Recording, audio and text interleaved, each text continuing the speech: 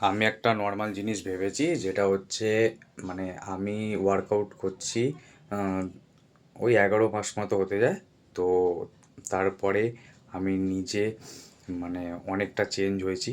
ঠিক আছে, মানে নিজে আমার নর্মালি আমার যে ট্রেনার আছে তার থেকে যে সে যা যা বুঝিয়েছে আমি সেই অনুযায়ী ওয়ার্কআউট করেছি।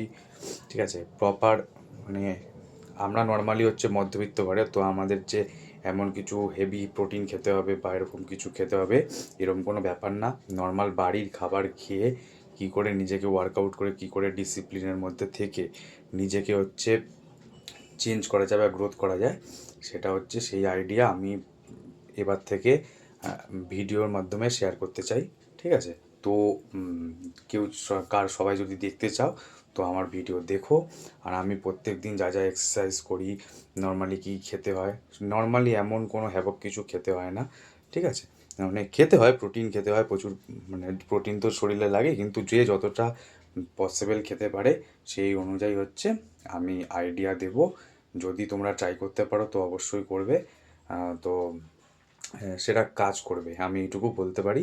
ঠিক আছে, তো 6 মাসের মধ্যে তুমি নিজেকে অনেক চেঞ্জ দেখতে পারবে।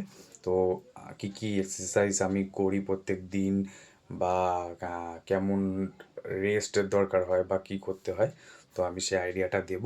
যদি প্রত্যেক দিনই ভিডিও পোস্ট করব। ঠিক আছে, তো যদি তোমরা দেখতে চাও তো লাইক কমেন্ট শেয়ার করে দেবে। তো তো কালকে থেকে দেখা হচ্ছে।